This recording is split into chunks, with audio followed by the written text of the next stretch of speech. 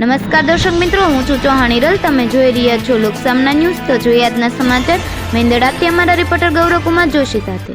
વિસાવદર વિધાનસભા પેટા ચૂંટણીમાં ભાજપ દ્વારા ફરી એકવાર કિરીટ પટેલ પર પ્રસંગીનો કળશ ઢોળવામાં આવ્યો.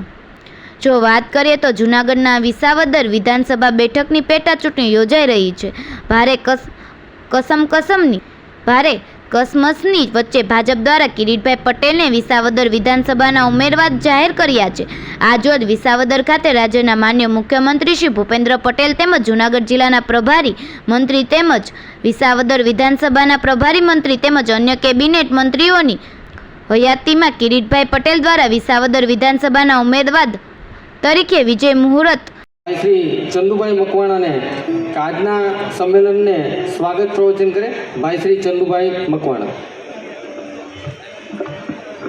ભારત માતા કી. જ્યારે ગુજરાત રાજ્યના મુખ્યમંત્રી અહીં આવ્યા હોય, આપણે ગગનભેદી નાદ કરી ભારત માતાનો અને તેમને વધાવવાના સભ્ય હાથ ઊંચા કરી બોલો ભારત માતા કી, ભારત માતા કી. ધન્યવાદ. આજના આપણા ઉમેદવાર પત્ર ભરવામાં આવ્યું. આમ જે વિસાવદર ખાતે ભારતીય જનતા પાર્ટી દ્વારા વિસાવદર વિધાનસભાની પેટા ચૂંટણી અંતર્ગત વિજય સંકલ્પ સંમેલન યોજવામાં આવ્યું હતું.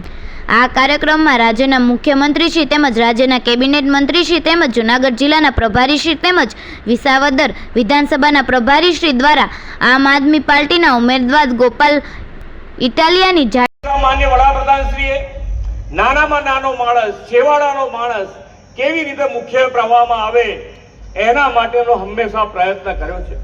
સરકારી યોજના કોઈ પણ હોય તો એની અંદર પણ મુખ્યમાં કોઈને રાખ્યા હોય તો એ ગરીબ માણસ, વંચિત માણસને રાખી અને સરકારી દરેક યોજનાઓ બનાવી છે.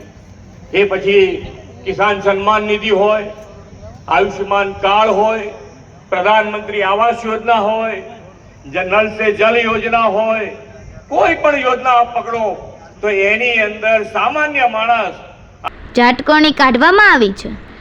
તેમની કરેલી વાતોને વાહિયાત અને ભ્રામક વાતો કહેવામાં આવે છે અને આશંકા વ્યક્ત કરી છે કે વિસાવદર વિધાનસભાની જનતા હર હંમેશા સત્યની સાથે રહે છે અને આ વખતે ભારતીય જનતા પાર્ટી જ વિજય બનાવશે.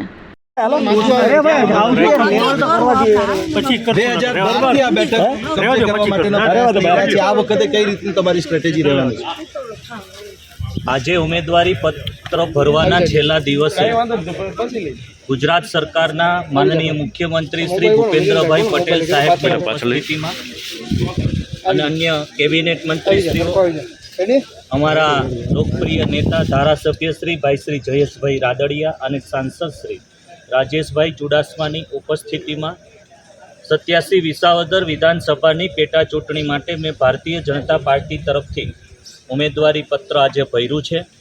મને વિશ્વાસ છે કે વિસાવદર વિધાનસભા સીટ અંતર્ગત આવતા વિસાવદર, જૂનાગઢ અને ભેસાણ આ ત્રણેય તાલુકાના મતદાર ભાઈઓ, બહેનો, યુવાનો, વડીલો ખૂબ જ મોટી માત્રામાં ભારતીય જનતા પાર્ટીને, કમળને મત આપી અને વિજય બનાવશે. 14 વર્ષનો સંન્યાસ આ વખતે તૂટશે એવી કઈ પોલિસી 14 વર્ષ સુધી શા માટે બીજેપીએ સંન્યાસમાં રહેવું પડ્યું અને હવે કયું એવું કારણ બનશે કે સંન્યાસ તૂટવા જઈ રહ્યું?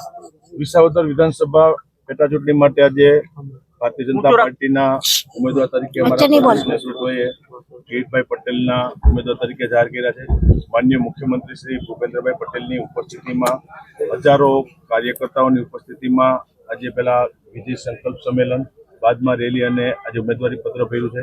મને પૂર્ણ વિશ્વાસ છે કે આ વિધાનસભાની ચૂંટણી અમે જંગી બહુમતી સાથે જીતશું. 2012 અત્યાર સુધીની અંદર દરેક ચૂંટણી અંદર ક્યાંક ભારતીય જનતા પાર્ટીને આનો સામનો કરવો પડે, પણ એક ટીમ ભાજપ બની અને જે રીતે દેશની અંદર માન્ય નરેન્દ્રભાઈના નેતૃત્વની અંદર, રાજ્યની અંદર માન્ય મુખ્યમંત્રી શ્રી ભૂપેન્દ્રભાઈનું નેતૃત્વ અને જે પ્રમાણે સમગ્ર દેશે અને રાજ્યના પરિણામો જોયા છે, અનેકવિધ વિકાસની વાતો, સરકારની યોજનાઓ નાના છેવાડાના ગરીબ પરિવાર સુધી પહોંચાડવાની અંદર સરકારને સફળતા મળી છે. કાર્યકર્તાઓની વાત આવે ભારતીય જનતા પાર્ટીના કાર્યકર્તાઓ હંમેશા એક બની અને ચૂંટણી અંદર કામ લાગે છે. એટલે બધો ઓવરઓલ માહોલ જોઈએ અને મને પૂર્ણ વિશ્વાસ છે પાર્ટીના કાર્યકર્તાઓની શક્તિ ઉપર ભરોસો છે કે આ વિધાનસભાની પેટા ચૂંટણી અમે જંગી તો ફરી મળીશું એક નવા સમાચાર સાથે. ત્યાં સુધી જોતા રહો લોકસામના ન્યૂઝ.